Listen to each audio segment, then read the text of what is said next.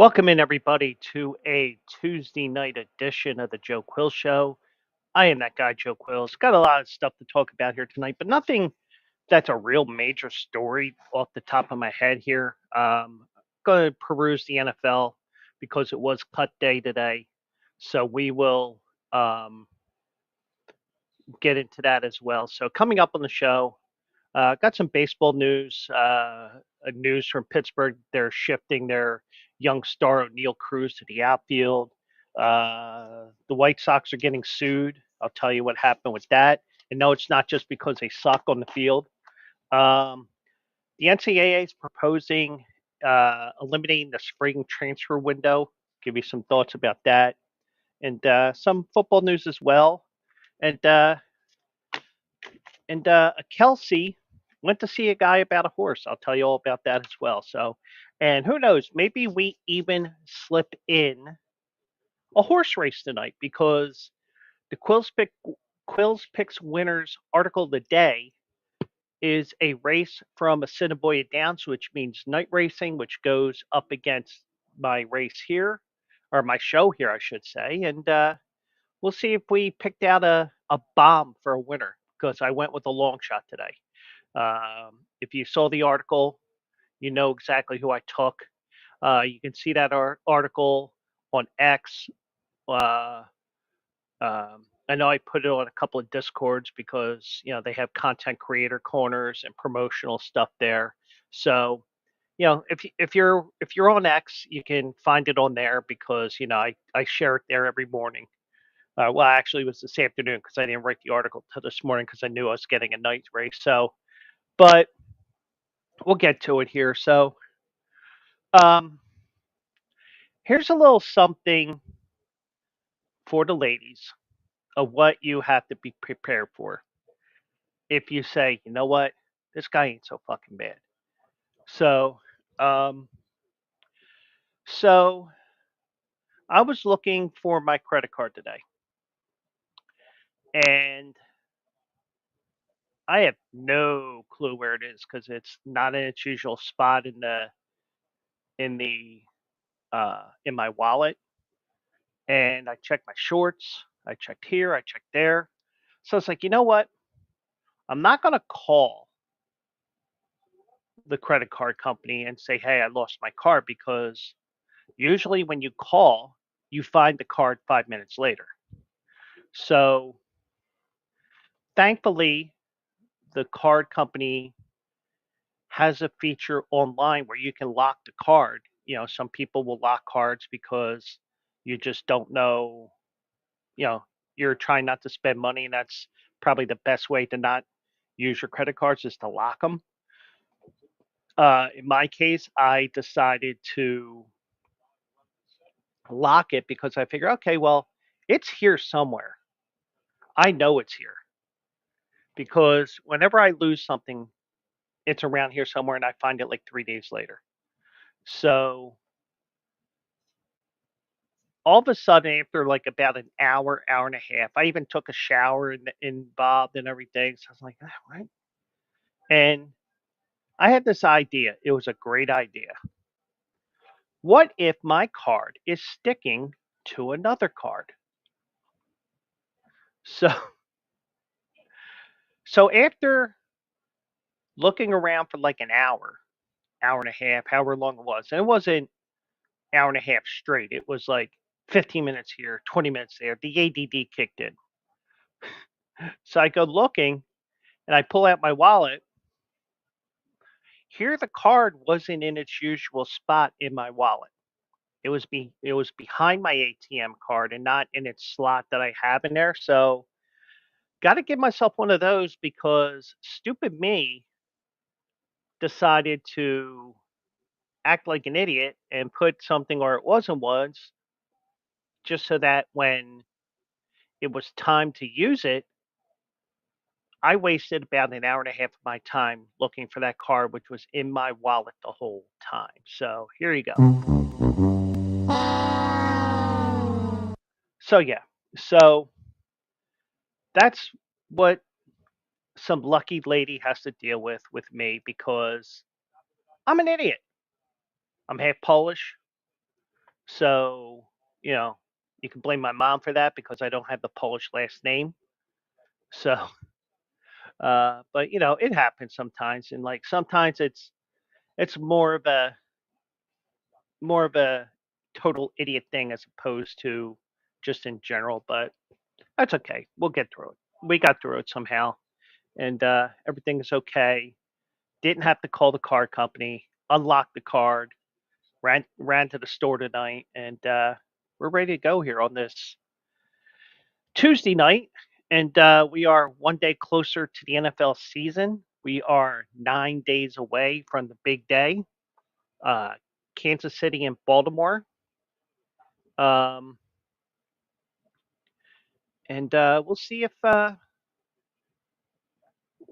what comes up over the next couple of hours here as I'm here with you. So, um, and I do see a list of everybody that was cut in the NFL today. So I'll scan that as we talk about that in a little bit. So, going to start with baseball here. First of all, we're in the top of the ninth at Citizens Bank Park. Phillies are pitching a shutout on the Houston Astros. 5-0 top of the ninth. The guy that we got from Chicago, number 58, whoever the hell he is, he's in the game. And if I had it on here, I would have Conor McGregor say, because I forget who this guy is. I could have just played who the is that guy. So even though I dropped the F bomb already, but but um, it is a 5-0 lead, one down in the top of the ninth, and my TV is a little behind what you would have on your cable system because of the HD box 4K whatever. It probably is lagging even worse than whatever, and I'll probably see the alert before the final out comes out on my TV. But so looks like the Phillies are back just in time for that big series with the Braves. And just to check on the scores here, uh,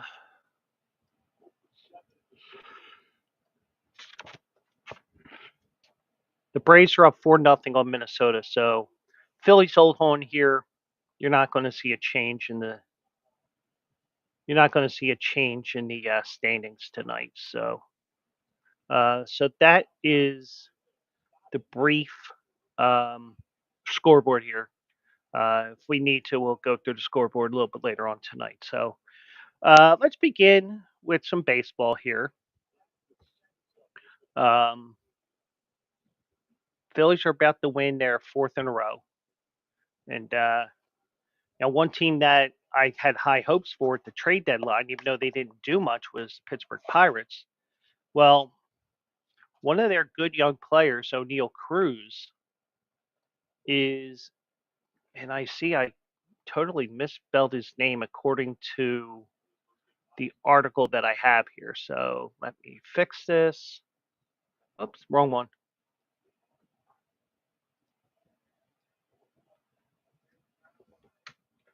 Now, when you see it on the scroll in about 2 seconds, there you go. That's how it comes up on ESPN's website here. So if it's still wrong, screw it. So Phillies to win it 5-0. Magic numbers down to I think 27 now. So Phillies win. So they go for the sweep tomorrow afternoon at Citizens Bank Park. Um, so O'Neal Cruz said on Tuesday he was disappointed when he was told by the Pirates that he would be moving from shortstop to center field. Now, this time of the year, for some of those teams that are out of it, you could start planning ahead for position changes like a young player like O'Neal Cruz. Personally, my opinion, I would do it in the off season because that way, because he's from the Dominican Republic, maybe he plays in a winter league somewhere. Maybe he plays outfield in whatever winter league down in the Caribbean. Maybe he goes and he plays there. But um, but you do have um,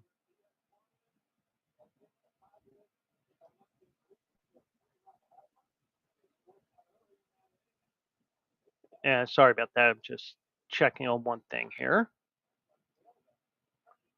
Let me do that.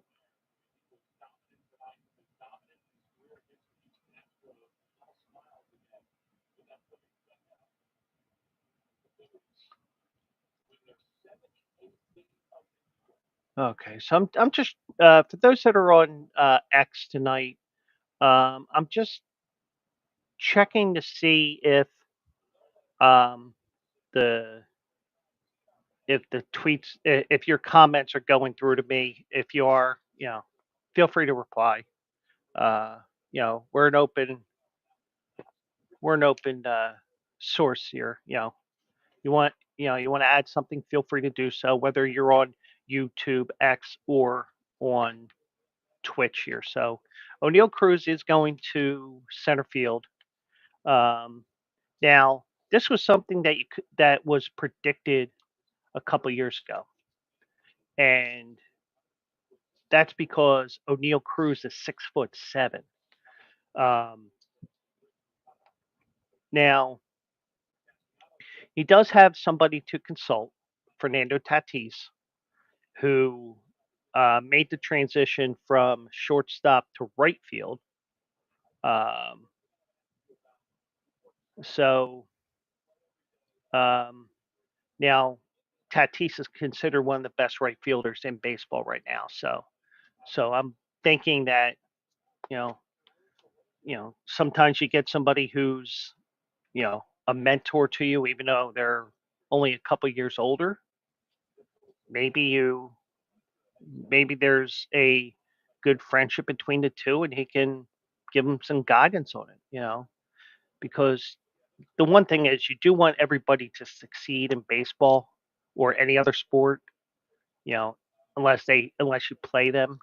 But the other 155, 156 games, yeah, sure, we'll talk about it because it is a fraternity out there after all of all the guys. So, um, but um, now Cruz is hoping for that transition like Tatis had. Cruz said yesterday through an interpreter, um, he said, not good news, but not bad news as well, but not bad at the same time. Some things you just can't control as a player. That's what the organization decided in that moment. I'm just going to do my best. So, based off that first paragraph, that first statement that I've read from O'Neill Cruz, it just seems like, hey, I'm still getting paid. I'm still getting to play. And this is the time of the year where I can learn the position. He's got a good head on his shoulders. And that's what you want to see.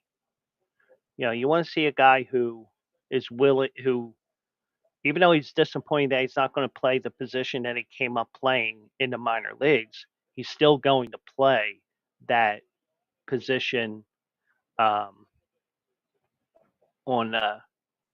I mean, he's still going to have a starting spot on the field if he doesn't designate it, isn't the designated hitter. So he still has a spot on the team, and he's pretty good hitter. It's just that his fielding wasn't that great this year. Now, I didn't see the stats from last year, but I do have the stats here from this year, which we'll get to in a moment. Um, Now, O'Neill's did say that I have not reached out to anybody as of yet. On my list is Fernando Tatis for sure. He's the closest to me. At some point, I'll give him a call, just ask for advice and see how his process was. So, the thing is, the fact that he can reach out to someone is huge because he has the maturity of knowing that this has happened to other people before. And since he has somebody that he knows like Fernando Tatis, that's a great thing to have because you can bounce all kinds of questions off of him. You can talk to him, even if, even though they're 3 hours difference in time zones most of the year, shoot a text at like 2 in the morning. Tatis is probably getting dressed after a game and wherever, or having a drink with the buds, maybe shoots a quick message. Boom. Yeah, we'll talk tomorrow morning. Call me about 9 Pacific time. Something like that. But Tatis did win a Gold Glove last year, and Cruz seems to be equally successful in center. Um, so we'll see what he does there. Now, me personally, I would have waited till after the season,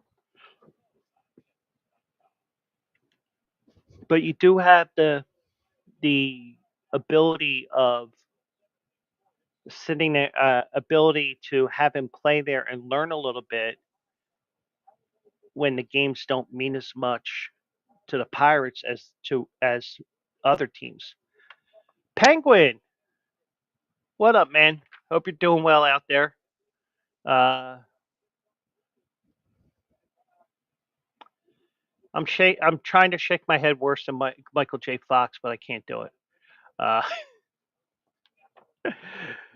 uh, so um, so Tatis won that Gold Glove. You're lucky you're not on you're lucky you're not on Twitch right now because nice to see you as well, man. Man, you're lucky. You're lucky I am not. You're lucky that I don't think my moderator on Twitch is there at the moment. If she is, she can lurk all she wants.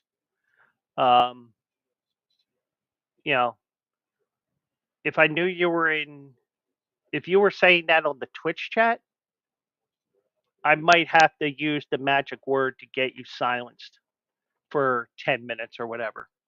But yeah, but since you're on YouTube, I'll let it slide. So, um,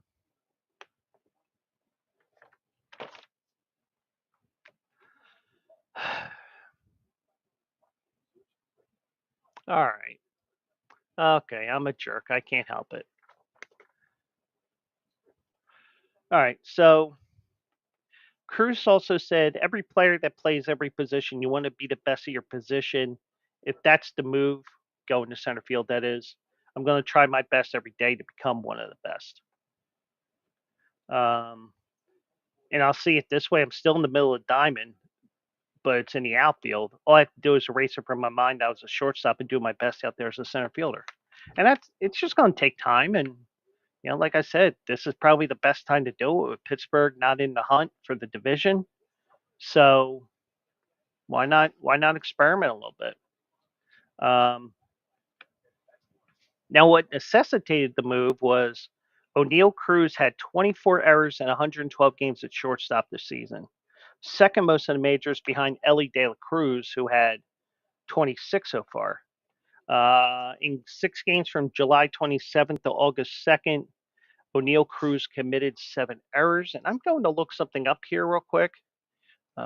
O'Neill Cruz baseball reference.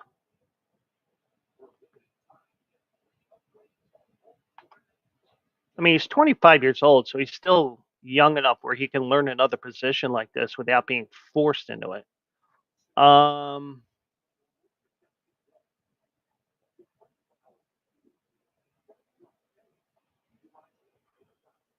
He had 17 errors in 22. He had 1 error last year, but he only played 9 games because he had a major injury last year. I forget what that injury was, though. I don't know if it was a broken leg or a knee or. Um,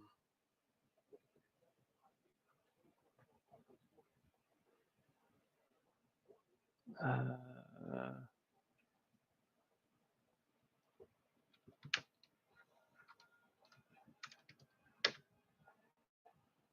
he broke his leg early in 2023. That's right. So O'Neill Cruz did have a injury, so you got to look at the 22 stats, and CDA had 17 errors at shortstop. So he's probably too tall for shortstop. Now they said that about Cal Ripken, But the thing is, Cal Ripken was only about 6'2" or 6'3". O'Neal Cruz is 6'7". I mean, he's tall even for a quarterback, but he is a um, young enough where he can learn the position, fit into the position. Whereas, some people you do have to move because of necessity, which I foresee in the next year or two with JT Realmuto. The problem is you can't move him to first base like I want him to because Harper's at first base. Small Dick Nick Castellanos, who hit a home run tonight and nobody died that I know of, he's in right field right now. So you're kind of blocked from getting JT out from behind the plate. Whereas with whereas with O'Neal Cruz, you can still do something like that because he's so young. So it's not the end of the world for him, and he has the right mindset from what we see here in the story. So you may see him. You may see him doing make it a a Gold Glove in a couple of years. Who knows? But um, now, before batting practice, he did walk slow. He slowly walked to center field before shagging a few balls. Um, uh, Derek Shelton said it went well. The Pittsburgh manager. There's no set date for the outfield debut. Um, yeah, but O'Neal Cruz is going to center field, and Penguin AZ will not shut up about his Diamondbacks. Now, he doesn't care about O'Neal Cruz, but damn, the Diamondbacks are the hottest team since sliced bread.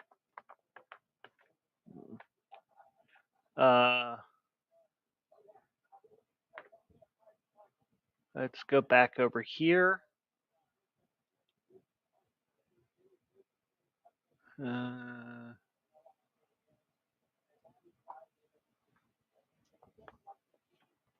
They're 3 games back of the Dodgers right now.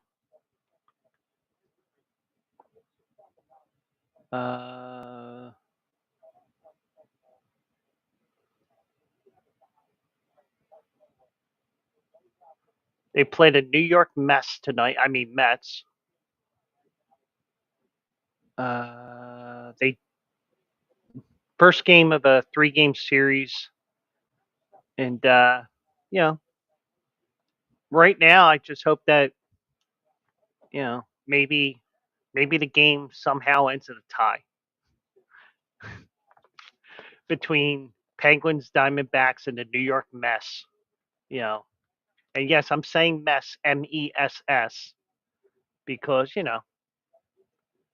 Phillies are still leading the division by 6 games. The magic number is down to, I believe, 27.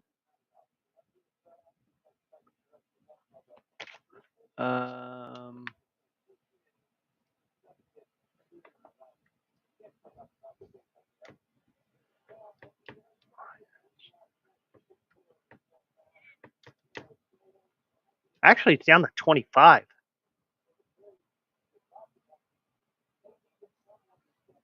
So Phillies are getting there too, and Diamondbacks will have to go through the wild card most likely because the Dodgers are just as hot as the Diamondbacks, going 7-3 in their last 10 games. Now, granted, the Diamondbacks have won 6 in a row. They won all 3 games in Boston, and before that, they won 3 games in a row. They swept the Miami Marlins. Now, granted, sweeping the Miami Marlins is like beating up the special ed kid in school. It's not that hard.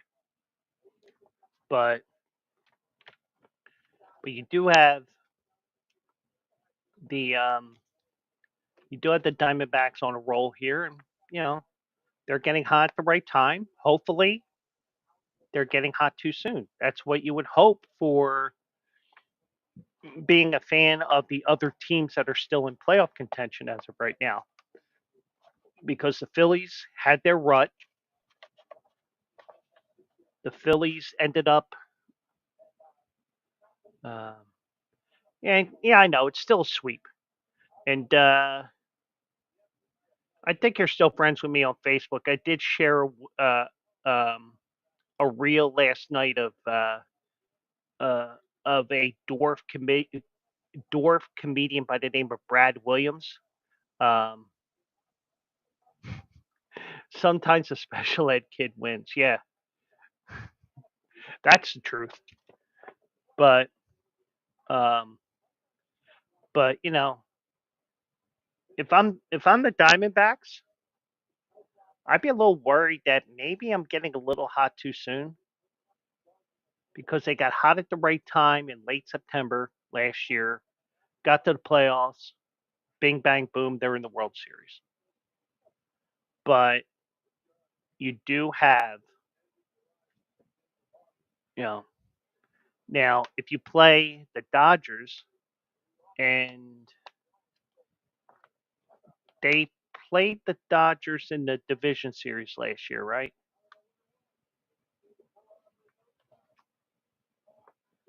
But but you do have the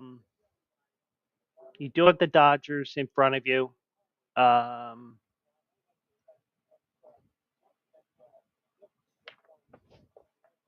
you do have a 4-game series this weekend with the Dodgers. So, and that 4-game series is at home. So, but got to take advantage of that 4-game series because got to win at least 3 of 4. Now, granted, you'll still have about 20, 25 games left after next weekend, but you know, if you get swept and you're 7 back, it's over. But if you win, if you split the series, you're still 3 back or whatever you're going to be going into that series on Friday. So you got that going for you. If you win 3, then you got 2 games back. Now you're only down 1. You win all 4, you're up a game. And now the Dodgers are like, uh-oh. Because Dodgers, they're a good enough team to win, but they always come up a little bit small in October, especially the last couple of years. Especially with this new playoff format, and they're always finding a division opponent in the NLDS. I mean, that's what happened to the Atlanta Braves the last 2 years. The um, the Braves caught the Phillies 2 years in a row. They got defeated 2 years in a row. Now, I don't have that loaded. The only 3 I have right now that I'm using right now, because I'm using the mini soundboard from EV Mux right now, I have this. And I used that the other night. I have this.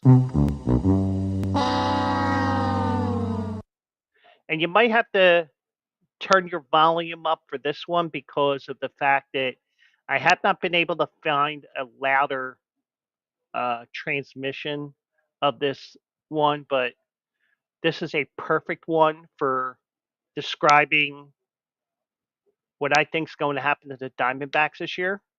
You could tell it was a huge start, so much power.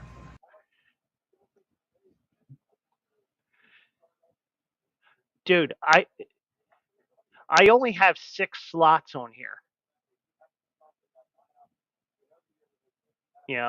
I only have 6 slots here. You know what? I'm going to share my screen. Screw it. All right. I can't do it. Damn it. Hold on.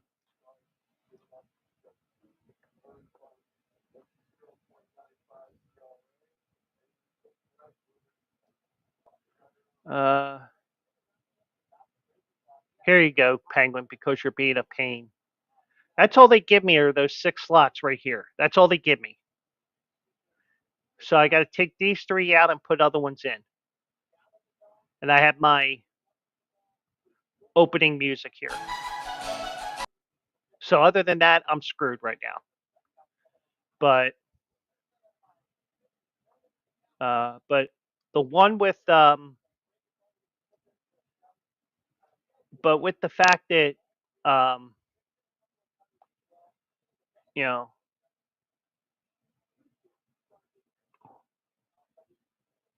now what didn't work? That third sound, the one where it says it was a huge shark, so much power. That third one you didn't hear at all.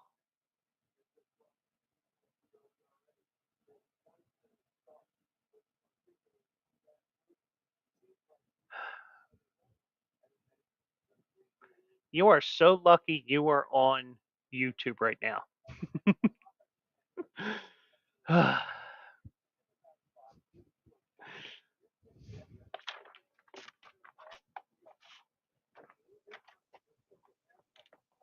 But you know, if uh, if my mod extraordinaire was on Twitch and you were here, I would say the phrase it pays. But you know, but it's okay. So, but I know, I know you're joking around, but I have to, I'm trying to, you know, you're throwing, it's kind of like the U.S. Open right now. It's like trying to volley back to you, but I'm not going too uh, too hard with it, because I could really, but at least you don't have Tommy Pham this year, because Tommy Pham is a clubhouse cancer. But he helped you get to the World Series last year, even though it was in a uh, utility role, so to speak. But you know, but you got a team that has been there, a young team that's been there, which is pretty tough, pretty dangerous. But you are looking at the is Paul Sewald the closer still? Because I saw that he was taken out of the closer role a few weeks ago.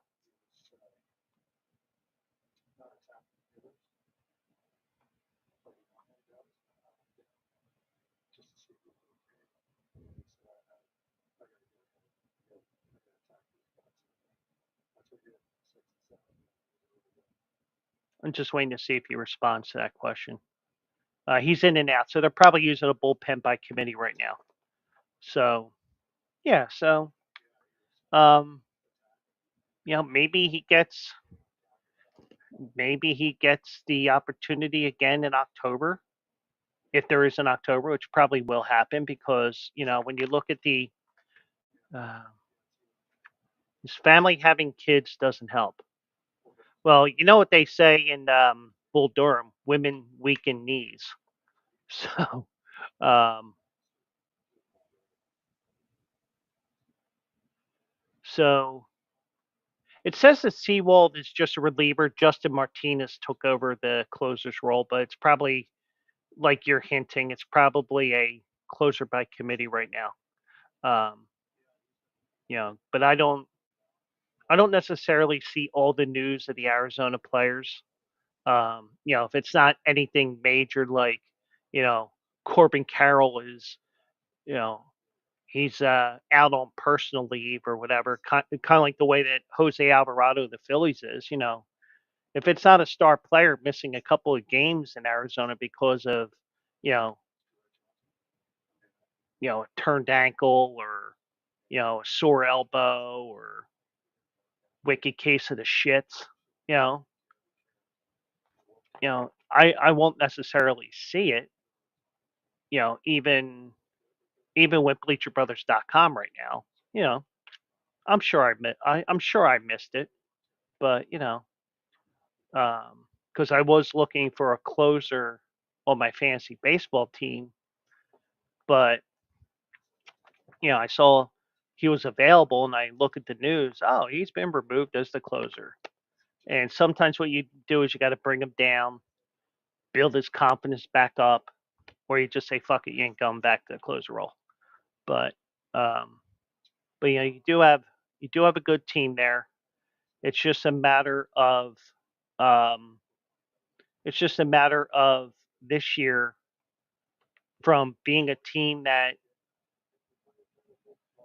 took took to the playoffs without any worries because some teams like Baltimore last year, they were deer in headlights. Arizona was the exact opposite. They were a team that just took off when the playoffs started and didn't even realize that they were in the World Series until they won Game 7 because they were just focused on everything. So, but you do have a good team. It's just a matter of what will happen over the last month. And I'm looking over their schedule here for the final month. Um,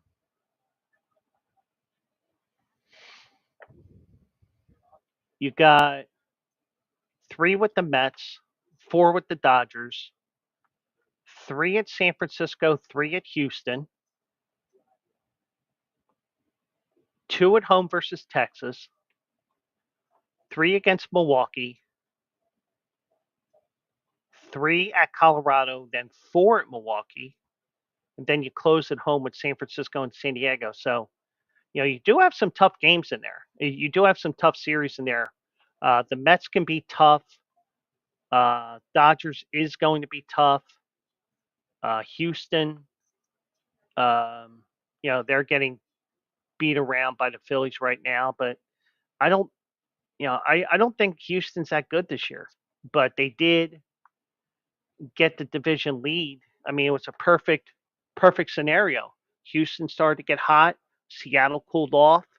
Seattle can't hit, and you know that's something that happens sometimes where they're like two trains passing in the night. Seattle, whoop. Houston, whoop. Um, yeah, and Penguin says at the end of the day, I expect each team to give us 110% effort, 1,000% effort. Even though some people argue that you can only give 100%, but yeah, I know what you're saying. Going above and beyond the call of duty and stuff like that. Um, so I will say this: it should be an interesting playoffs this year. Um, and you do have now. You may have a possibility in the next couple of weeks when you go to Milwaukee.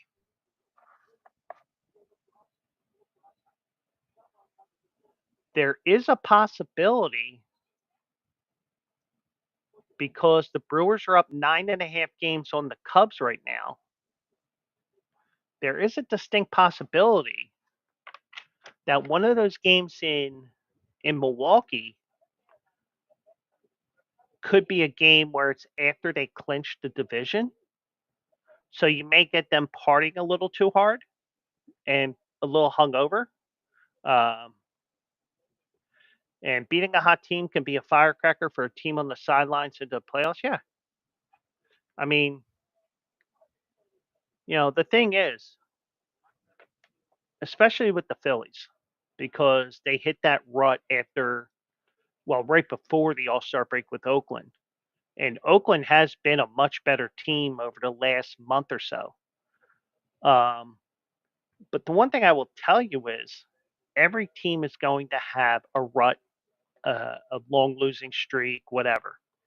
And when the Phillies played the Marlins here 2 weeks ago, I think it was, um, the Phillies looked dead. I mean, they had no no life in them. And then all of a sudden, Kyle Schwarber hits a grand slam. Boom.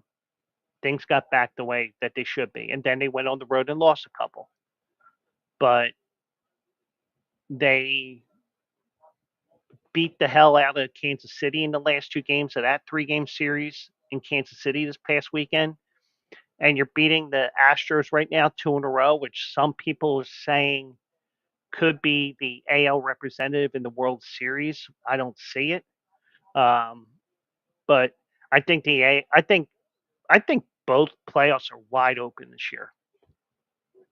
Um, I think the AL could be wide open. I mean, because you look at it right now, the standings. Um, the Yankees are up a game and a half on Baltimore. Both of those teams will get in the playoffs. Um, probably. Cleveland, Kansas City, Minnesota, they're all fighting for the Central Division right now. Cleveland's up a game on Kansas City, 2.5 on Minnesota.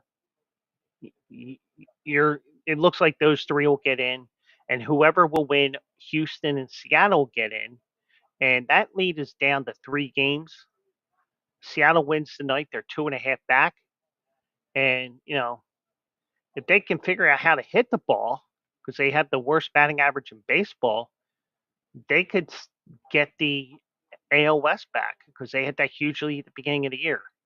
Now, in the National League, the Phillies right now are 6.5 games up on the Braves, but that'll be 6 at the end of the night because the Braves were up big on um, Minnesota. Um, Milwaukee leads the Central by 9.5 right now. The Cubs and Cardinals are second and third. Dodgers lead the Diamondbacks by 3. Like I said before, the Padres are 4 back, 1 behind the Diamondbacks. It could set up as a it looks like that you may have your 6 teams in the National League. It's just a matter of what position you got them in. So, should be interesting to see what happens over the final month of the season. Astros are always pesky, yeah. But they can't cheat, at least not at Citizens Bank Park, because this is our house. Not the outhouse, our house.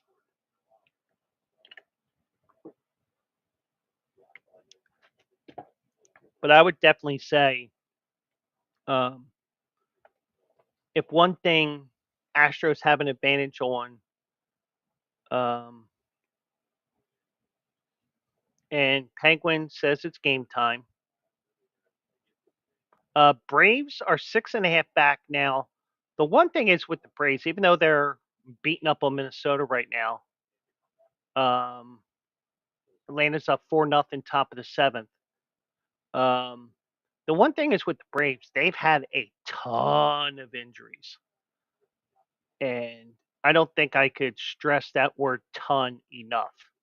I mean, some of the names that they've had on the DL this year, um, Ozzy Albies, he fractured his left wrist. He's going to be out till mid-September at the earliest. AJ Minter had surgery on his left hip.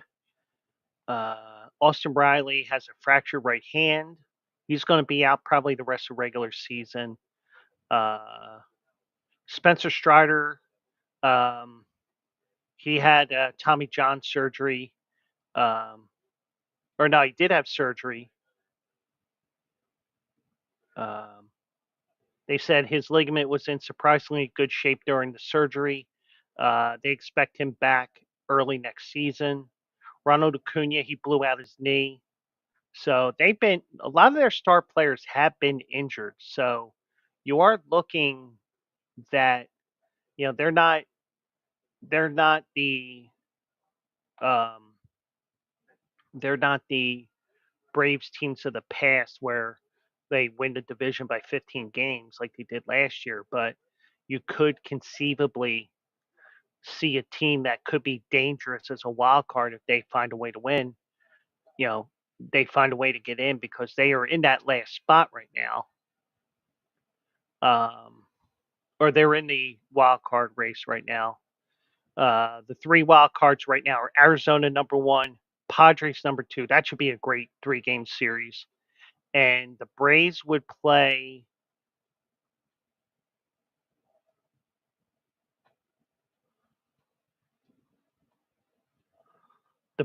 play Milwaukee right now.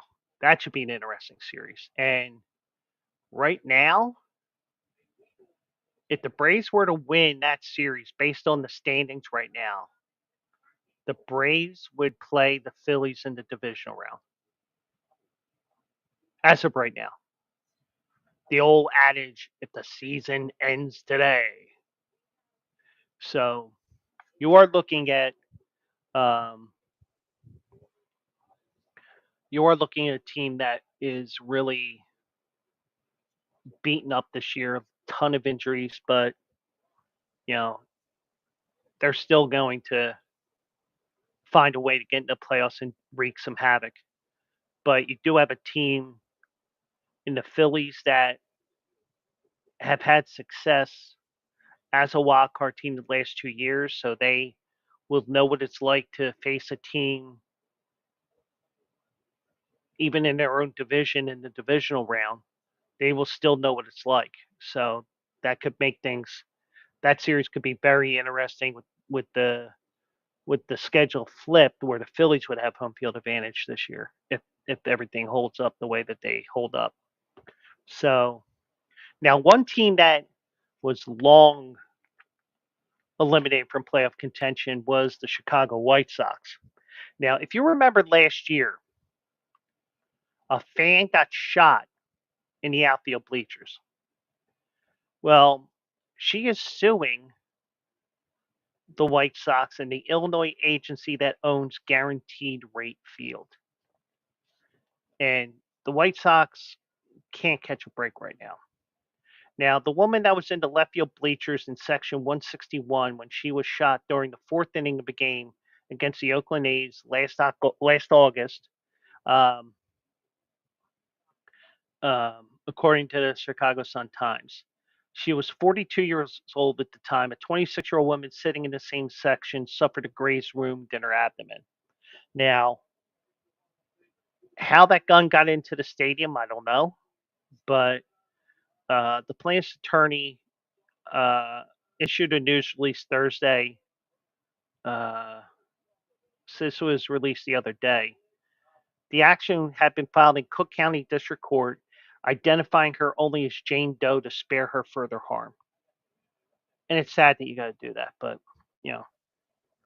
So the lawsuit maintains that the White Sox and the Illinois Sports Facility Authority failed to enforce a stadium prohibition on firearms and protect attendees from foreseeable dangers. She's seeking more than $50,000 in damages, personal injuries, and losses.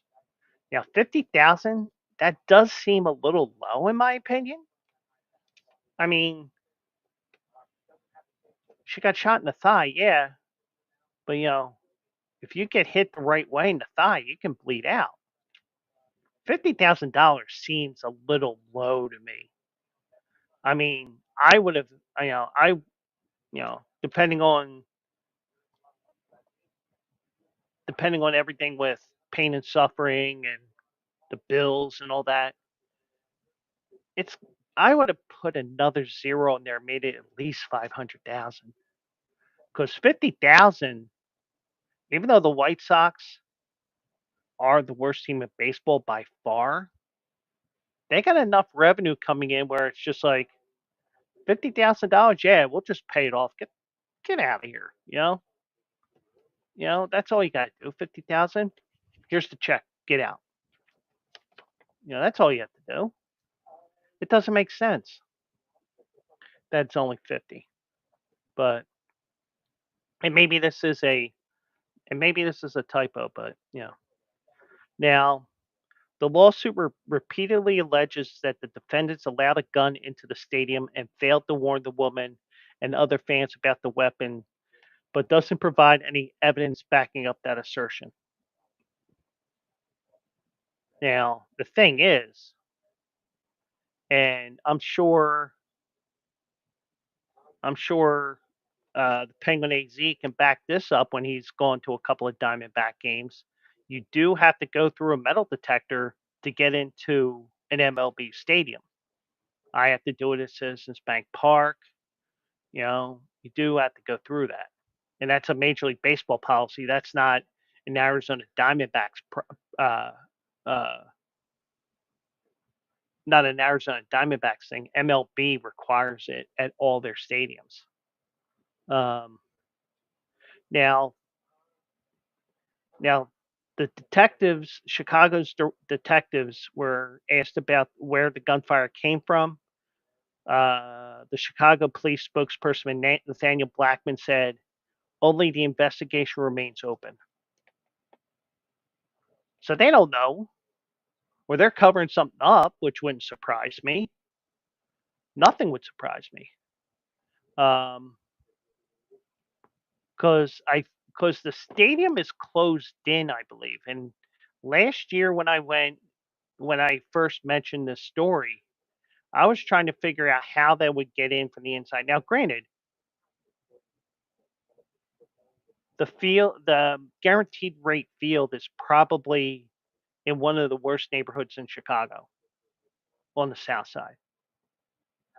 So you do have, um, you know, but I doubt that, I think even Arlen Specter, if he was still alive, because if you remember, he had the magic bullet theory when it came to John F. Kennedy.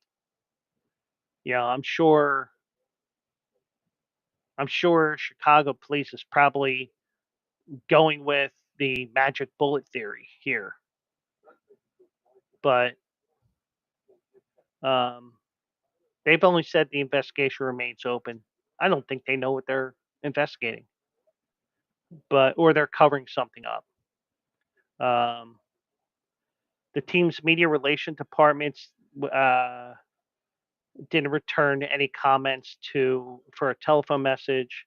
Maria Saldana, the ISFA's general counsel, didn't immediately respond to an email seeking content. So it's just that this this fan was shot. How? I don't know. But it isn't like it's. I mean, it's not like it's up on the north side at Wrigley Field, because at Wrigley Field you can just. I mean, because you have. I mean, even though the north side is much nicer, um, you do have those rooftop bleachers. If somebody really wanted to, they could. I mean, I'm not saying that it's going to happen, but basically, it is more open air, whereas that stadium is closed in. But I don't know. You gotta wonder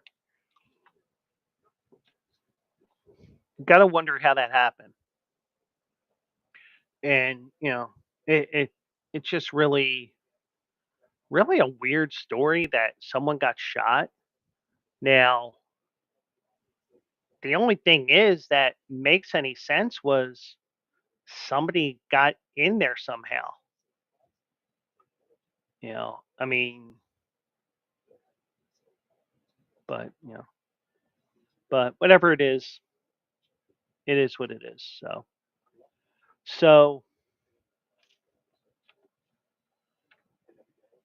so I do mention here, as I look at the scroll here, O'Neal Cruz covered that, even covered the Diamondbacks a little bit. The woman suing the White Sox we just finished, onto the transfer window. And truthfully, I hate the way that the transfer window is set up, because, first of all, you can basically go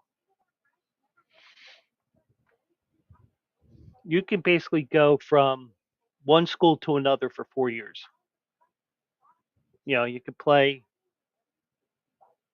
Florida State.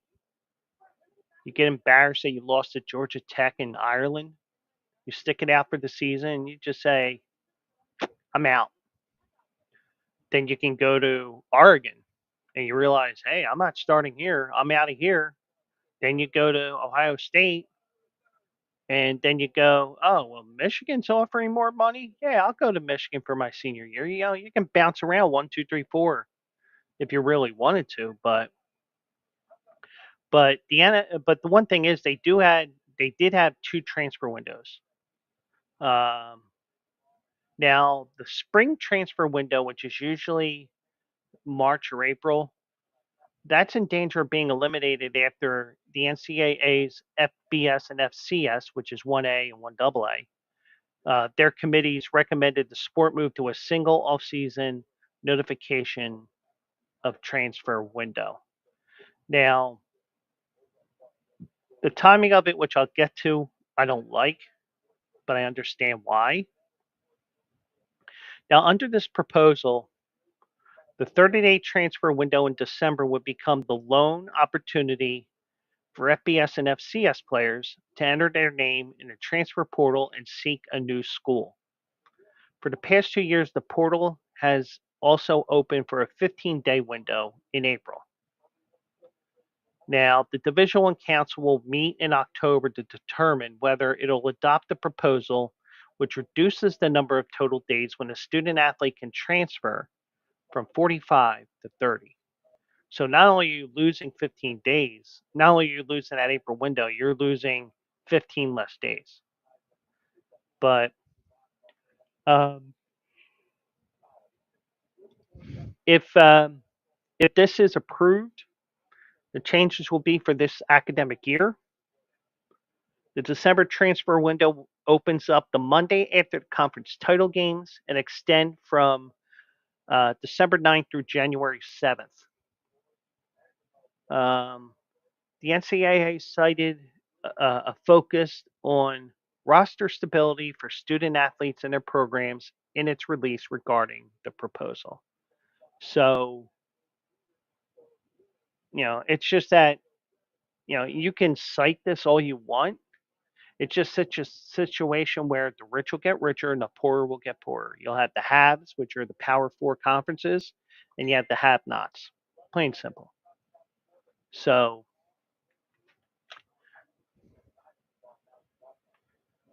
you are going to see that.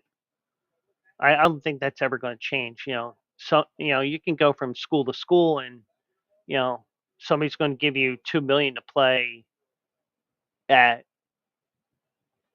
you know 2 million at Florida,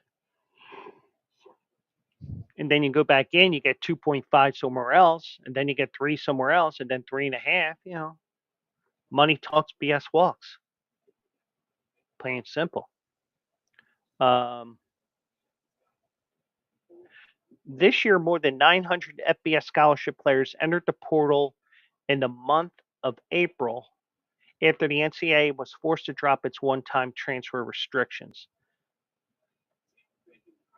The 2023 portal cycle saw a record-breaking number of transactions yet again, with more than 2,700 FBS scholarship transfers.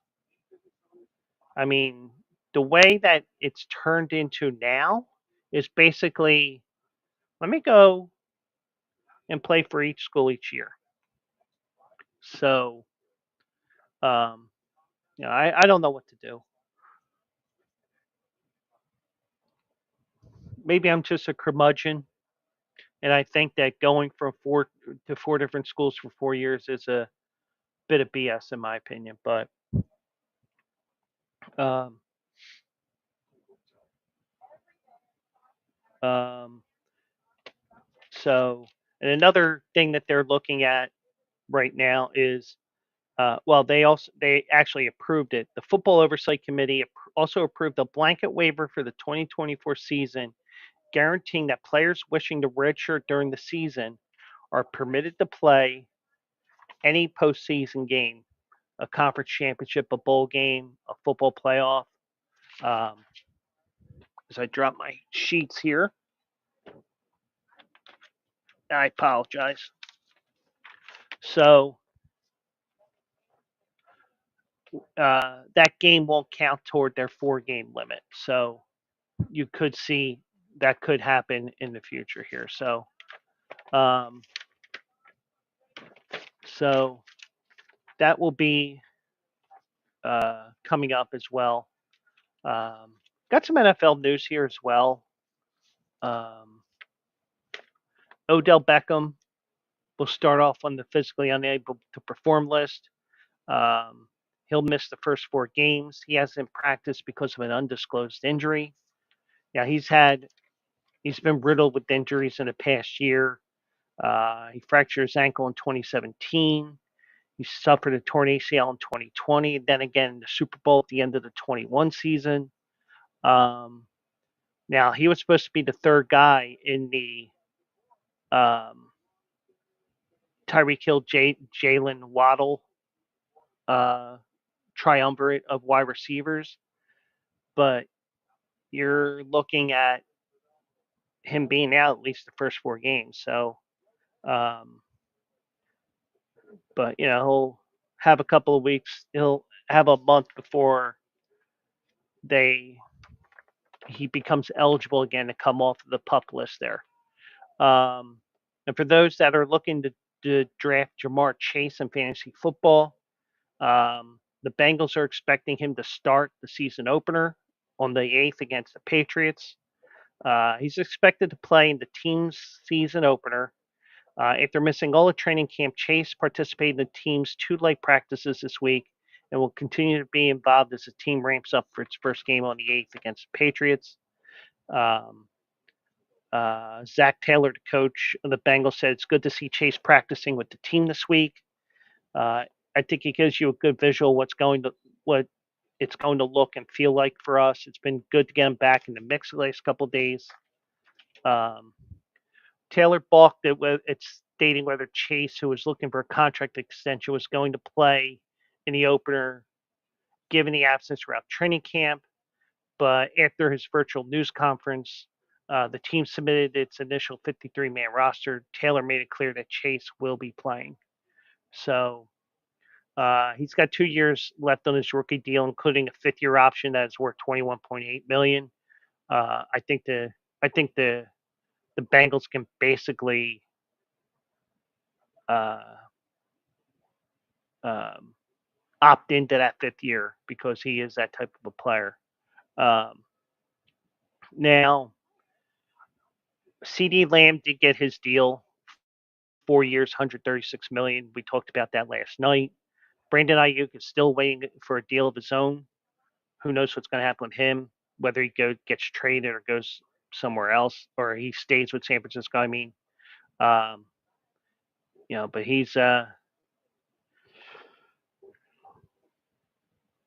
but Chase is the number one guy in Cincinnati, and they're definitely going to need him if they want to get back to the Super Bowl.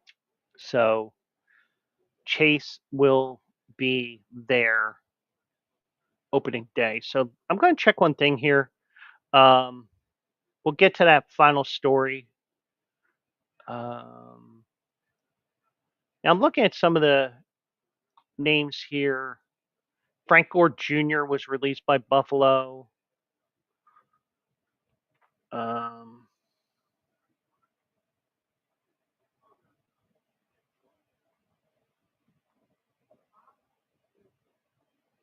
Nothing really of importance with the Dolphins. Bailey Zappi got cut by the Patriots.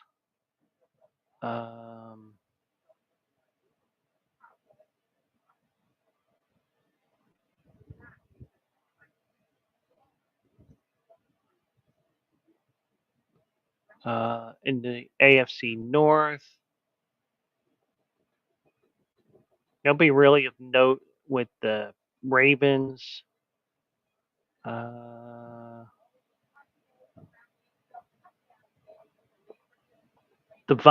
Dante Foreman, the running back, was released by the Browns.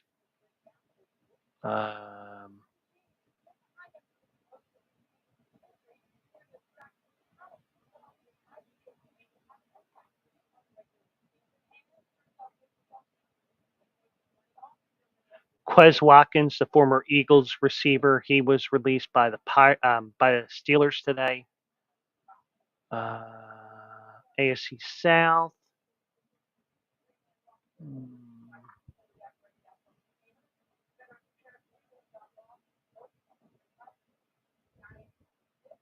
And I'm probably missing names here. I'm just scrolling down the list here pretty quickly here. CJ Beathard got released by Jacksonville. I know he's a second or third stringer, but whatever. Um,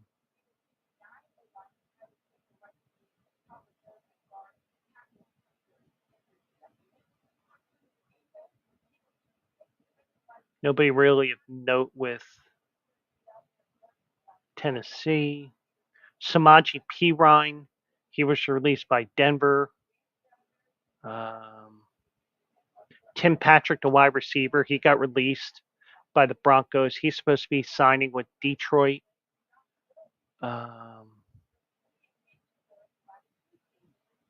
Ian Book, the Eagles legend, he got released by the Chiefs. Kadarius Toney got released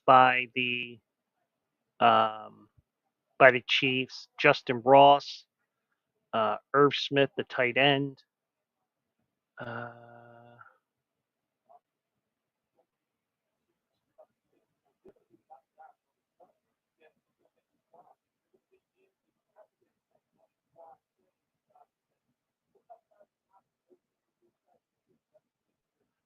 um, Max Dugan, who was a um, who was was drafted last year by the Chargers. He led TCU to the national championship game a couple years ago. He got cut. Um,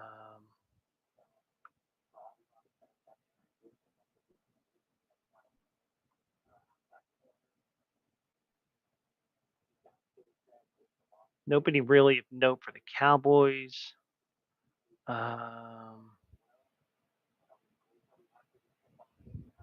Allen Robinson, the wide receiver, he got cut by the Giants. Paris Campbell, John Ross, they got cut by the Eagles.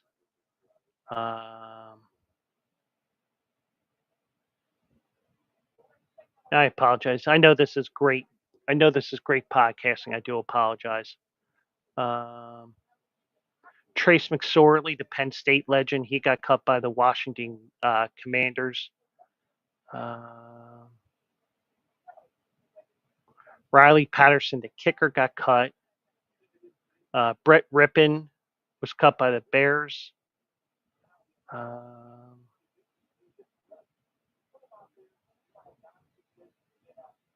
Nate Sudfeld, another Eagles legend, he got cut. He was the quarterback that I was thinking of a couple days ago when Doug Peterson said, "All right, come on over, Jalen. You're done. Let's put Nate Sudfeld in. Let's give Washington a win so they can win the division." Um, um, Matt Corral, he was a uh, early. I mean, he was a early pick by the Carolina Panthers. He got cut by the Vikings. N'Keal Harry. Uh,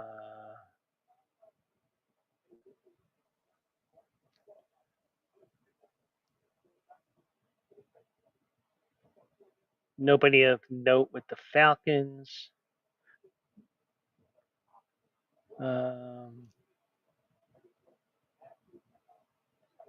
Nobody really note of Carolina, but then again, do they have any players of note on that team?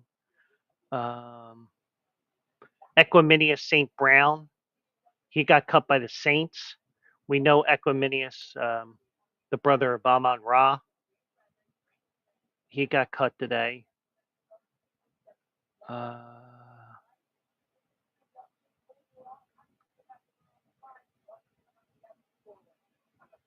Desmond Ritter, who was a first round pick with Atlanta, he ended up in Arizona. Well, he's no longer with Arizona. He got cut.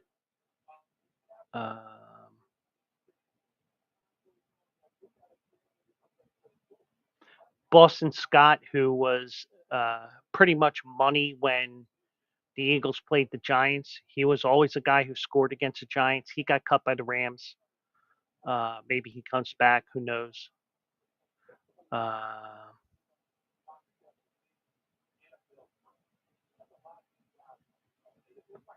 PJ Walker from Temple. He got cut by the Seahawks. Uh, so that's basically it in a nutshell. And those cuts. I'm sure that I'm missing many names there. I'm just scrolling through everything here, so I'm sure there's other guys that disappeared that were cut today that were of significance. I'm just missing them, and and that's um, that's a great thing here is because you can comment on the horse about who was cut on your team and who you think is going to be at the Super Bowl and who knows what else. But we'll get to those Super Bowl picks next week because we're going to have a schedule change next week, and I will announce that on Thursday's show. So Thursday night, uh, I'll tell you what my schedule will be for next week before we begin the Bleacher Brothers Sports Network on the 9th. So one more story here, and as you see here on the scroll, um, Kelce sees a guy about a horse. Well, that is because Jason, Jason's brother, um,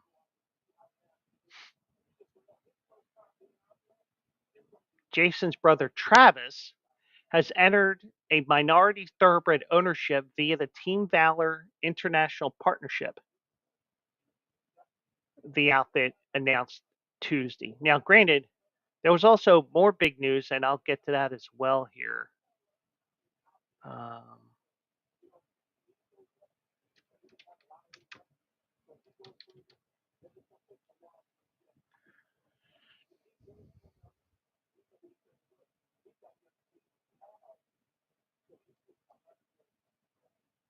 so, um, Team Valor said in a release on August 27th that the Zolden family and Kelce have acquired a significant share of Team Valor's own interest in the 3-year-old gelding Swift Delivery, of course, because of Taylor Swift, who the partnership co-owns with Gary Barber.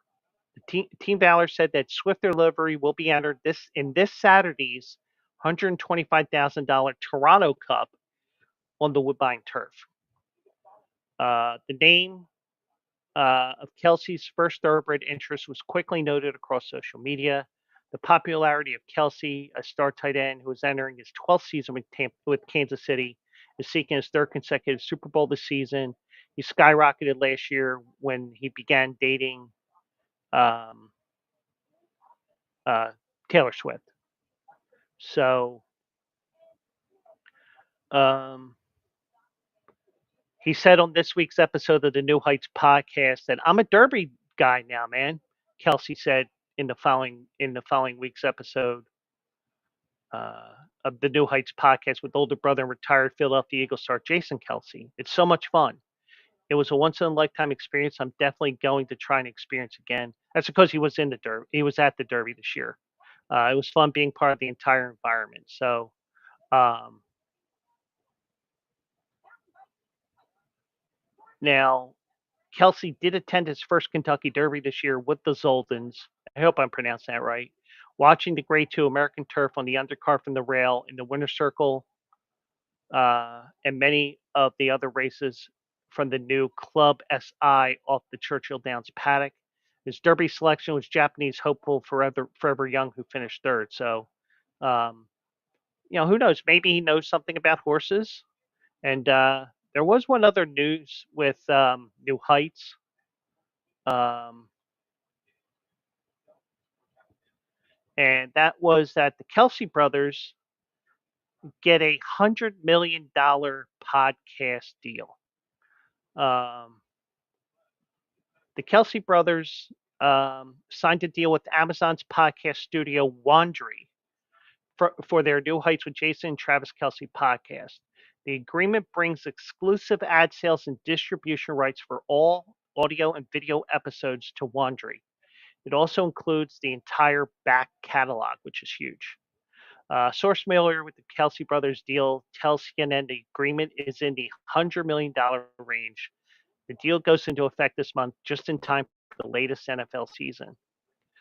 New Heights, that's entering its third year, is a sports podcast featuring commentary, insight, and interviews about the NFL by the Kelsey brothers. It ranks as one of the top sports podcasts during football season. Um, the Kelsey brothers said in a statement today, "We love the show, and the fan base has grown with us over the last two seasons." Gee, I wonder why. Uh, well, just saying because of Travis Kelsey dating um, Taylor Swift. Jason Kelsey, if you remember, retired after 13 years in the NFL. Kelsey, whose relationship with Taylor Swift has caused a media circus, is a Kansas City tight end fresh off winning his third Super Bowl ring. Um, Now, we are excited to partner with Wandry in this new chapter of the podcast, according to Aaron Ains, who's the co-founder of A&A Management, who represents Travis. Um, Now, distribution deal with one streamer does mean listeners won't be able to access the podcast on other streamers like Spotify or Apple Music. The agreement just means the deal holder usually maintains the advertising and distribution rights, and subscribers to the deal holder might get perks like special episodes or early access. For example, subscribers to Wandry Plus will be able to listen to New Heights ad free and earlier than everyone else. So, Kelsey Brothers, their podcast skyrocketed, and that's why, with me personally, the one thing I will tell you guys is I had a conversation with SJ last week. What are my goals for this podcast? Now, the one thing I did before I get to my answer with that, the one thing I did at the beginning of the year, I did write an article of what I expected this year, and that is grow the brand. Because I changed the brand name to the Joe Quills Show, um, and I'm happy with everything so far. Now we haven't been doing the audio onlys that or taking the audio from this and uploading it. That's going to come starting in September. So those that were listening to the podcast, don't worry, that is coming soon. So the one thing I will tell you guys, the one thing I did say to SJ, and I said, I just want to see wherever it goes. Now, do I want it to get picked up by somebody? Yeah, sure.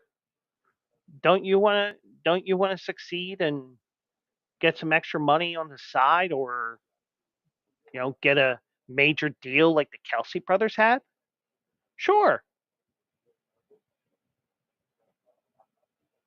But if I don't get a big deal, it's not the end of the world to me, because I do have my job right now.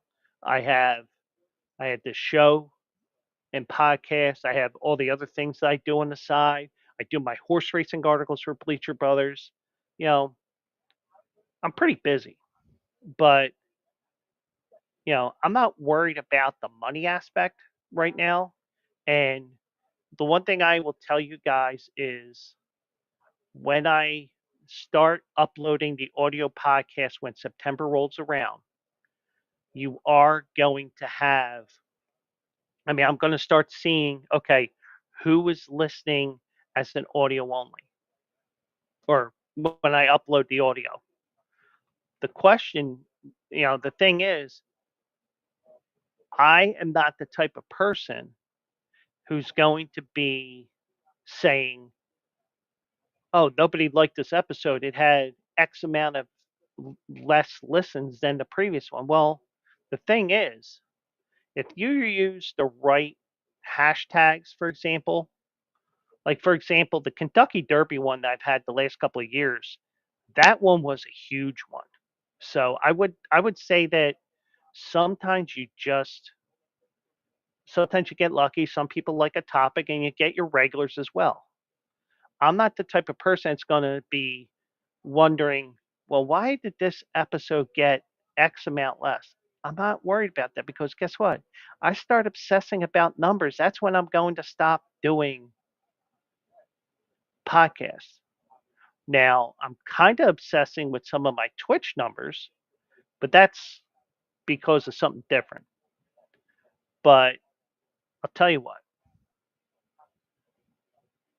as long as I provide as good as a product as I can, and I'm here on time, I do what I do, and I even get Penguin AZ to join me, and I do have some ideas that's going to be coming up. So keep an eye out for the show because you never know. You never know that somebody may like this and say, "Hey, what about we pay you this amount?" Or what about this? Well, what about this? That's what this is all about, you know. Because the one thing is that I have here, I do have some stuff for my resume if I want to get a job in sports. Because guess what? I've had these two podcasts for the last 4 years now, and I'm also eligible. So I have the horse racing aspect. So I have all different things going on right now, and I have some things I can put on my LinkedIn, which I haven't updated in a long time. I got that. You know, I got LinkedIn. I got my resume. You know, and the funny thing is, when we were having a seminar with somebody who's in the education portion of, uh, the education program that we have at my job, I questioned, "You're the person I would email about my resume, right?" She goes, "Yes." And if you saw my email, I'm like, "Don't worry, I'll find your email." I had to text my one buddy because, all of a sudden, you're going to hear, "Oh, Joe's leaving Verizon." Oh, mention my job. Uh, the thing is, I could, yeah, well, uh, Joe's leaving his job. Joe's leaving the company. No, I'm not leaving the company.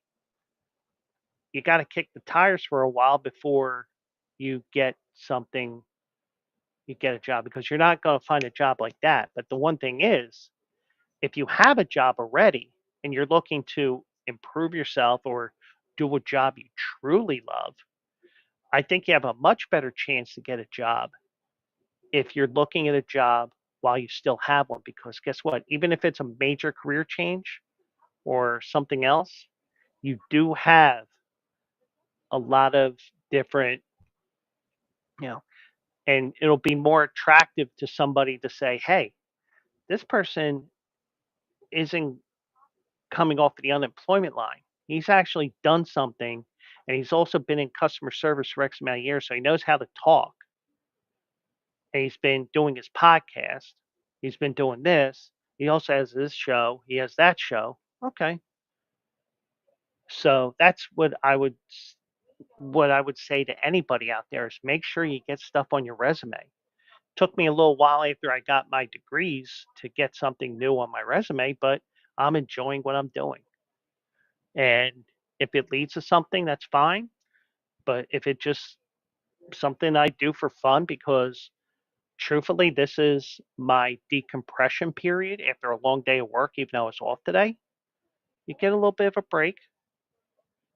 You know, that's what it's all about. So my story, my opinion, whether you are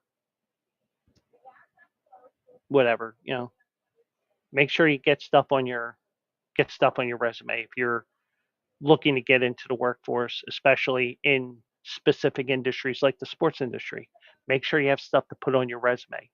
You know, make sure you do all these different things. And I'm doing it here right now, and I'm enjoying everything I do here. So that is going to be it for now. I do appreciate Penguin AZ for joining me over on YouTube.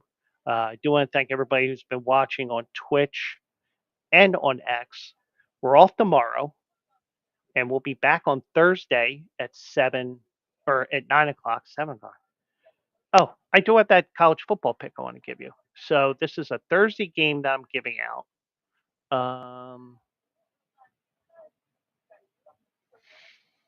Truthfully, I forget which game it was now.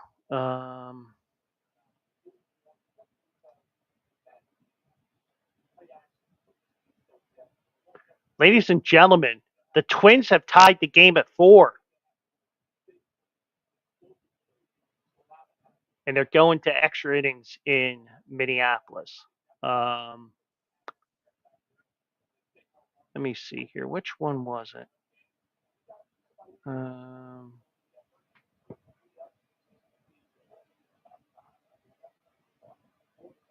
oh, I know it is. So let me see if it's on here. If it's not on DraftKings, I'm just not going to pick a game tonight. So let me see here.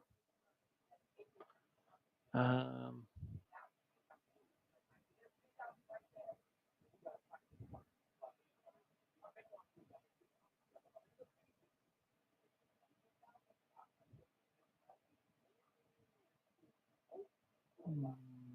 okay, so here we go. So I'll share my screen here. Bank Boy, welcome in, man. Going to give you my pick here. And last Thursday night show, we split the 2 games, so we're at a slight. We're slightly in the red, but basically everything will just be in a 1 unit increment, only because of the fact that it's just easy to figure out once I create that spreadsheet again. So, um, so I'm going to share my screen here to make it college football official, to make it official for this Thursday. And one thing I will tell you guys, if you have a gambling problem, please dial 1-800-GAMBLER, because the last thing I want to see you do is get yourself into financial trouble because of this. So I'm always looking out for you. So let me pull the screen up here. There we go. So I'm looking at Colorado and North Dakota State. Now, some people will say that Colorado, you know, the best thing for them to do is get out on the field and play a regular season non-conference game because of all the distractions with Dion and the stories I was saying that I mentioned last night, and also the fact that you do have, for example, um, for example, you had one writer calling the Colorado locker room Grand Theft Auto. You had that one Denver Post reporter who's not allowed to ask questions at a press conference whenever Dion's there. He can be there, but he can't ask questions. I gave you an example of something that John Tortorella did this year, but uh, but in this game here, and I know you're having a hard time verifying verifying my account because I did not log in, you dumbass. But anyways, Colorado is a 10-point favorite over North Dakota State, and North Dakota State is one of the top teams in FCS, and they have time after time beaten teams that are in FBS. Ask Iowa. There's a few others that, off the top of my head, I can't remember, but you do have these teams like North Dakota State who will shock the world, and sometimes these wins are not shockers. But like last week, Montana was a 13.5 point favorite. I told you to take New Mexico. Thankfully, I told you to take the points and not the win, not the money line. So thankfully, I guided you in the right direction. So with Thursday's game, since that game will start before I go on the interweb air, I am going to go with North Dakota State. I just think there's too much of a distraction at Colorado right now. So we'll take North Dakota State plus 10 points. Going to play it safe once again. And trust me, when we get deeper in the season, and I have a feeling that somebody is going to win outright, despite the odds, I will tell you, for example, I'm not going with the point spread. I'm going with the money line. But that's not the case here tonight. I'm playing it safe. Let's go with North Dakota plus 10 at minus 112, which basically means if you were looking to win $100, you would have to bet $112 to get $100 back. So you're betting 112 to get 100. And if you won that wager, you would win you would get $212 back, meaning you get your $112 back and then the extra 100. Now, the one thing I will tell you is just because it says minus 112 and it's 112 to win 100, you do not have to bet $100. Bet with what you're comfortable with. If you're not comfortable with betting, that's fine. I will tell you that. I will tell you that it is okay to not wager at all. But I will also tell you bet within your means. So if your comfort zone is $10, there's no shame in that. You know, you can bet $10, you can bet 20, you can bet 25. My unit is usually $25 when I bet online or if I go to the casino. My I like to play $25. Don't know why. It's just the way it is. But, if it's 10, if it's 5, that's fine. You know, the guy, if you're at a brick and mortar casino, is not going to shame you. He'll say thank you for the money, even though he'll just say thank you. Here's your tickets. Good luck. Blah blah blah. Whatever he will say, whatever he's trained to say, whatever it is. Here's your ticket. So just because someone, just because you're betting $5 and $10, that ticket will still cash the same if you have the winning side of any game, or if the game pushes, you get your money back. There is no shame in betting small. Matter of fact, if you're new to gambling, I encourage you to bet small. But the other thing I will tell you as well as we close out this night here,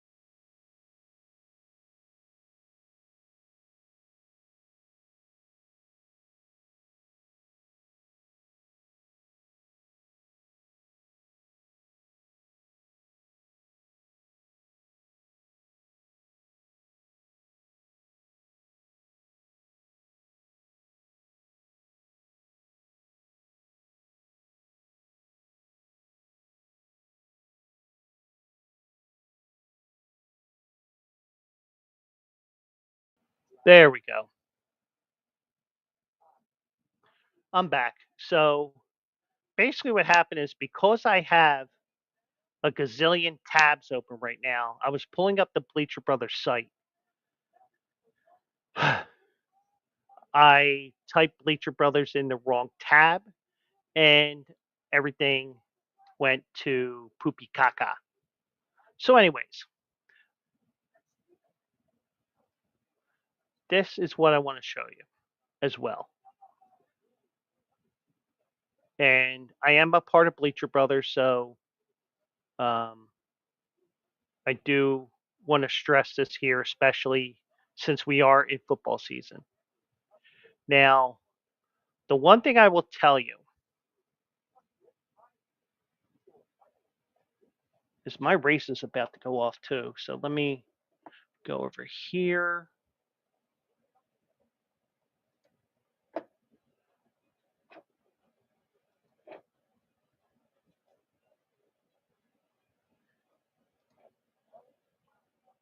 And I know you're staring at that screen there for a second, but let me. Okay, so we still got 10 minutes. So if you go to the Bleacher Brothers site, bleacherbrothers.com. Now, first of all, here's the big ad here. If you have, now, first of all, if you have a gambling problem, 1-800-GAMBLER, you know, but um, if you do not have a FanDuel account, If you bet $5, you get $200 in bonus bets guaranteed. So that's all customers. So if you click on that ad here, you will get the Bleacher Brothers ad. You'll get the Bleacher Brothers promotion. Now, not only do you get that bet $5, get 200 in guaranteed bets, you will also get Sunday ticket, NFL Sunday ticket. Uh, when you bet $5, you get a 3-week free trial of NFL Sunday ticket from YouTube and YouTube TV. Um, so you do have that promotion there. We also have a deal with MLB Shop. You know, if you're looking for a Phillies jersey, you're looking for a Diamondbacks jersey. um, you know, if you're, you can click on that. You want to read the story about the private equity investment. You can click on that. You like the Denver Broncos, you want to see what's going on there. Boom. Like I said before, lines to sign former Bronco Tim Patrick. Boom. So little things like that. Um, um,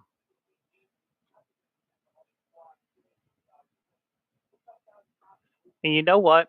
I'm going to give you a second wager here in a second. Um, I just wanted to click that as well. So, um, you know, if you know what InVideo AI is, click on that as well. Uh, Prize Picks, that's another promotion we promote. Boom. There's my Quills Picks Winners article for today. You click on that, you see what that story is, what my pick is for this race that's coming up. Um, you know, and Fanatics, there's promotions there as well. We have all kinds of promotions on there. We're associated with Florida Atlantic University. We have the FAU Owl's Nest. And also, one other thing you can do, you can go to bleacherbet.com and the Braves are up 8-4. What the hell? Um,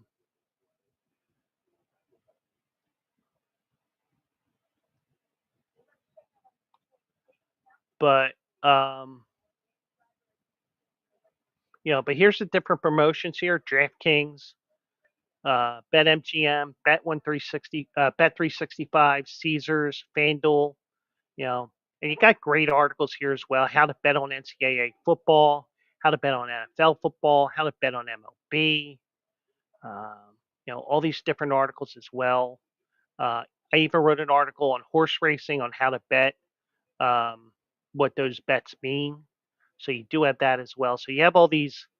So you do have these different promotions here, and if you click on it, you know, new customer offer, bet 5 get 150 in bonus bets and 50 spins. Caesars, their promotion. Um, First bet back. If you lose, you get back a bonus bet up to $1,000 based on what you download. You know, FanDuel. Um, that's what I was talking about before. DraftKings. Bet 5, get $200 back in bonus bets, plus 1 month of NFL plus premium. And then BetMGM, first bet offer, 1,500 cash back in bonus bets. So, you know, the good thing is you can check ahead of time and see what you can look and see, what's available. Um, you can also see what's available in your area because some states don't have um, certain sports books, and you may be in a state that doesn't have any sportsbook gambling. I do apologize for that, but you can actually go and bet on these horses. I mean, you can bet on these games. You don't even have to go to the sports book. Um, Bet 365. The one thing is, um, when I was on the Bleacher Brothers show in April or May, I was like, yeah, I'd like to play Bet 365, but they're not available in Pennsylvania. Well, they are available now because they have an association with Prescott Downs in Erie, Pennsylvania. So, but one thing I would do is always check. I would always check ahead of time and see if it's available in your state first, because why sign up if you can't even get into if it's not available in your state. So I would Google the website, Prize Picks or whatever, and then you say, I can't do it there. So if you're on another, if you're with another, uh, if you're in another state, a state that has it, then go back to our Bleacher Brothers page, pick the ad, and you're off to the races if you are a new subscriber, a new user to that platform. So that's going to be it for now. And I do appreciate everybody for coming up out tonight. Bank Boy, Penguin AZ, whoever was lurking, whether it's uh, X or Twitch or YouTube. And we're off tomorrow. We'll be back Thursday at 9 o'clock, and we will get you ready for the weekend.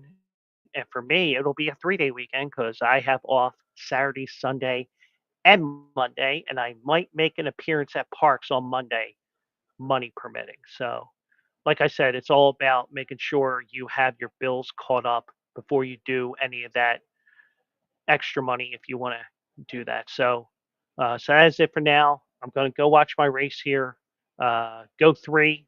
I got Dino's Cape. He's 11-1 right now. If he wins, I will extend my streak to five winning bets in a row, and I'll pretty much lock up making a profit for the month of August. So that's it for now. Have a great night, everybody. See you on Thursday.